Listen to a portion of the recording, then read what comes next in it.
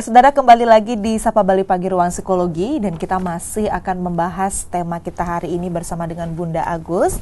Kita membahas tentang Merdeka Belajar Anak Bahagia. Kita lanjut diskusi kedua ya Bunda Agus ya. Tadi di awal kita udah banyak berdiskusi soal anak bahagia itu seperti apa. Kemudian tadi juga sempat disinggung sedikit kalau kecerdasan anak itu beda-beda. Ada yang matematika mungkin, ada yang seni dan sebagainya. Nah, melihat kecerdasan anak ini yang banyak nih Bunda, tentunya sebenarnya Niti tuh ingin tahu dan saudara-saudara di rumah juga sebenarnya perlu tahu sebenarnya tujuan dari mendidik anak itu apa Bunda? Apakah yang penting anak itu achieve 100 nilainya, yang penting anak-anak itu ulangannya selalu A, itukah tujuan anak atau sebenarnya ada tujuan lain yang lebih besar pada saat mendidik itu Bunda? Ya, tentunya dalam mendidik anak tentulah orang tua memiliki tujuan masing-masing ya. Nah, tujuan pendidikan atau mendidik adalah dua hal yang berbeda. Ketika kita mendidik putra-putri kita, balik lagi yang perlu menjadi dasar dan landasan bagi orang tua adalah pinginnya orang tua tuh mau seperti apa, mau didik kayak apa. Ya. Jadi tujuan awal dalam pendidikan itu yang harusnya memahami itu adalah kedua orang tuanya. Saya mau anak saya akan seperti apa. Nah, sedangkan tujuan pendidikan itu sendiri adalah mencerdaskan.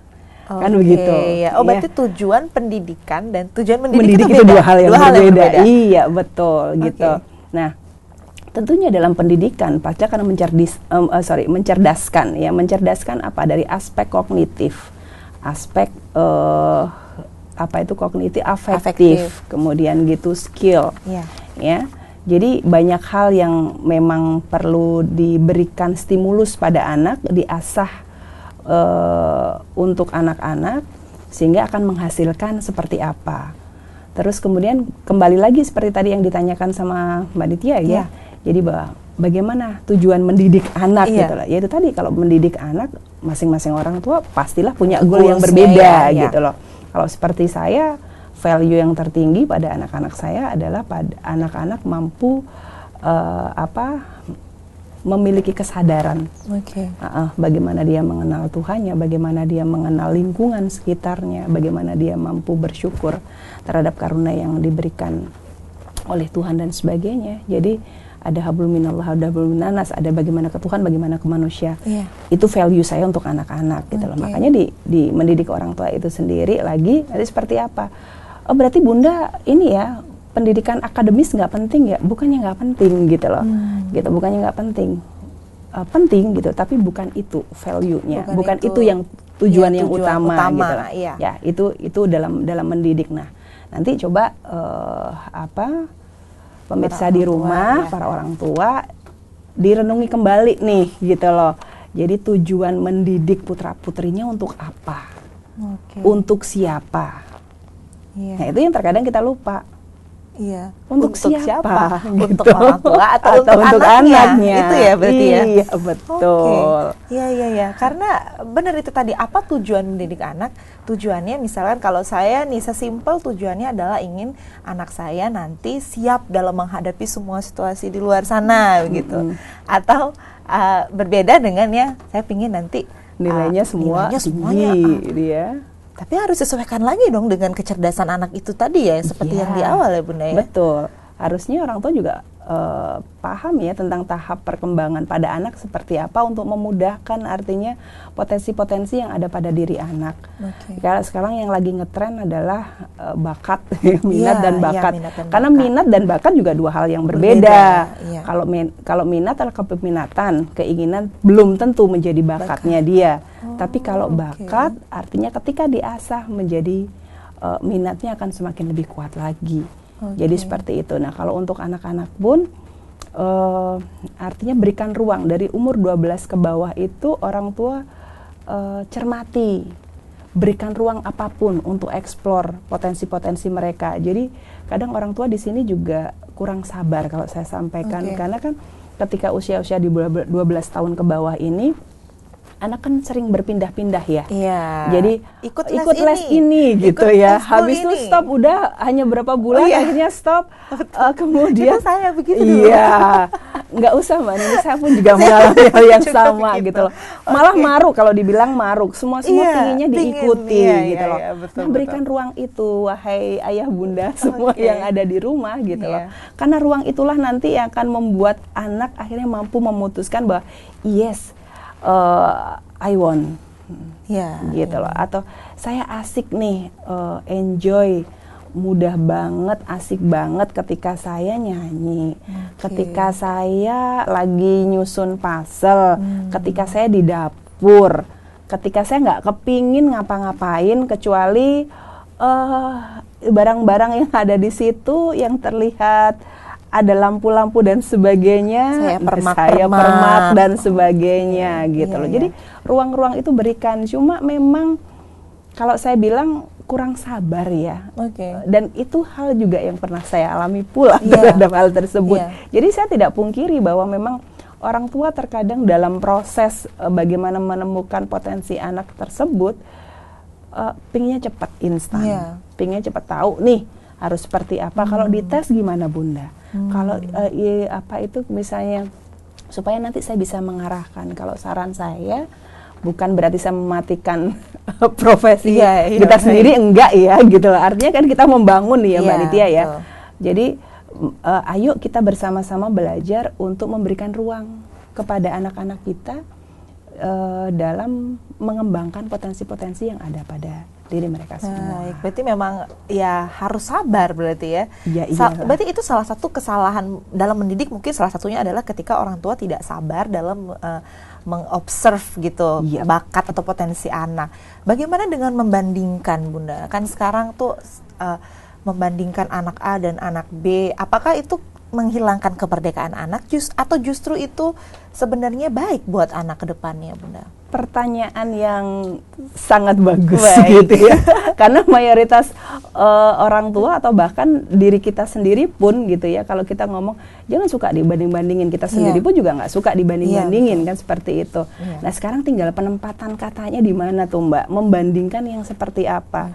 Karena bagi anak-anak yang memiliki potensi peminatan dalam dia suka berkompetisi, tentunya poin untuk dibanding-bandingkan itu sangat dibutuhkan. Iya.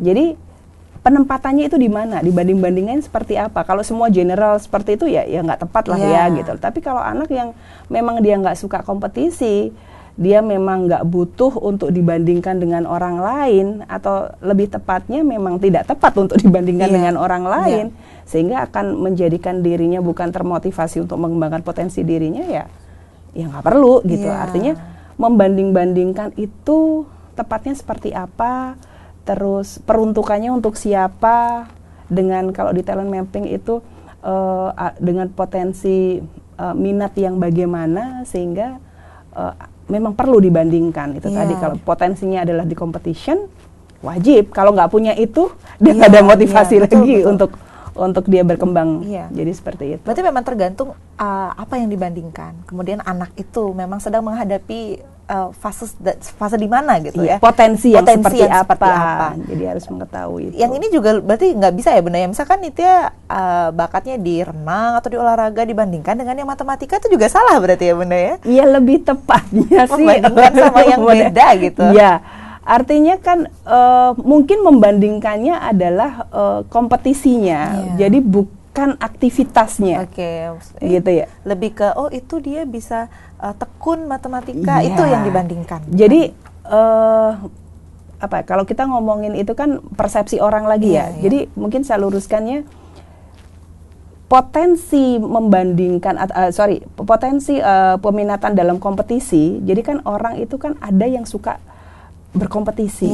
Jadi kalau hidup nggak ada kompetisinya kayaknya nggak seru deh. Jadi seperti itu. Nah, orang-orang yang punya potensi kompetisi ini pastilah dia ingin membandingkan dirinya dengan orang lain. Apakah saya sudah high, ataukah saya sudah memang mencapai target seperti itu. Kebutuhan. Jadi membandingkan dalam potensi kompetisi itu tadi adalah kebutuhannya. Beda dengan orang yang katakanlah dia adalah penerima. Kalau penerima bukan orang yang suka bertanding, maka ketika dia dibandingkan, dia gimana gitu ya. Dia merasa justru kok nggak adil loh, kok dibandingkan dan sebagainya. Betul. Berarti memang dalam membandingkan anak pun juga harus observasi lagi. Harus observasi lagi, tahu bahwa potensi bakat di anakku tuh apa sih gitu. Kalau memang mungkin dia nggak suka dibandingkan, berarti artinya dia nggak suka kompetisi. Atau mungkin dia suka diikutkan lomba, tetapi hanya sebagai peminatan. Artinya dia minatnya dia untuk seperti itu, untuk mendapatkan atensi dan sebagainya. Jadi gitu, banyak hal yang sangat berpengaruh dalam mendidik anak, yang memang kita terus harus belajar gitu loh. Dan bukan berarti dalam satu ilmu ini udah selesai, kita nggak belajar lagi. Betul, gitu loh. Banyak sekali. Semakin kita banyak belajar juga terkadang jadi wah nih gimana ya dan sebagainya. Berarti memang harus kita melihat anak juga, tipe-tipe anak, kondisinya dia seperti apa, usia juga perlu ya Bunda. Tadi sudah disebutkan kita orang tua itu juga harus paham tahap perkembangan anak gitu. Oke, berarti boleh membandingkan saudara, tapi ada tapinya nih, ada syarat dan ketentuan berlaku sesuai dengan potensi dan kebutuhan si anak itu sendiri. Nah, kalau misalkan pola asuh sendiri nih Bunda, kan tadi kecerdasan berbeda-beda. Apakah ketika kecerdasan anak-anak ini berbeda-beda, pola asuhnya juga akan menjadi berbeda Bunda? Pola asuh berbeda yang seperti apa? Artinya pola asuh ini sendiri pun juga macamnya ada bermacam-macam ya, ada demokratis, ada dan sebagainya gitu ya. Jadi balik lagi kesesuaian dalam pola asuh itu sendiri, juga melihat anak itu sendiri seperti apa, lingkungan di keluarga itu seperti apa. Mayoritas orang tua adalah dalam mengasuh putra-putrinya adalah bagaimana dia mereview dulu dia diasuh. Terkenalnya adalah pola asuh warisan, jadi seperti itu ya. Yang turun-temurun biasanya turun dan sebagainya gitu loh. Belum tentu juga itu juga berlaku, walaupun ada mungkin sisi-sisi lain yang berlaku, dan kita sebagai orang tua pandai-pandainya mengkreasikan pola asuh yang kita sesuaikan dengan kondisi lingkungan keluarga dan pada anak. Balik lagi kan, akhirnya belajar. Yang dikatakan kalau pola asuh demokratif itu ketika kita katakanlah terbuka pada anak, memberikan uang pada anak dan sebagainya, itu adalah salah satu pola asuh yang keren banget gitu ya. Betul.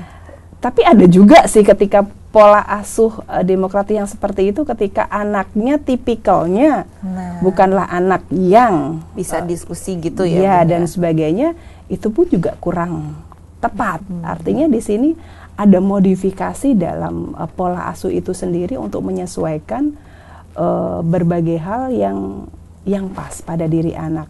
Balik lagi ujung-ujungnya kita mak yang harus belajar lagi kita gitu harus loh. Belajar anak. Berarti dari sekian pola asuh yang Nita tahu, misalkan demokrasi, kemudian ada juga yang lebih permisif dengan anak, ada juga betul. Dan sebagainya, atau yang mungkin yang otoriter sekalipun itu bisa dimodifikasi dan disesuaikan dengan kondisi gitu ya. Pas dia lagi nakal ya nggak apa-apa, agak sedikit kita memberikan force ke anak. Betul, sangat tepat sekali. Artinya balik lagi, jika kita tempatkan pada tempat yang tepat, maka yang terjadi adalah ketepatan dalam bertindak dan bersikap perilaku. Jadi kalau di teori behaviornya ABC ya. Ada antecedennya, kemudian behavior dan konsistensinya ada. ABC. Kita akan bahas lebih lanjut soal itu di segmen selanjutnya ya Bunda ya. Dan kita juga mau bahas tentang anak-anak yang bosan belajar, kan pasti pernah. Tapi setelah segmen satu ini ya Bunda ya. Saudara, kita masih akan membahas tentang Merdeka Belajar, Anak Bahagia, tapi setelah yang satu ini. Untuk itu jangan kemana-mana, tetap di Sapa Bali Pagi Ruang Psikologi.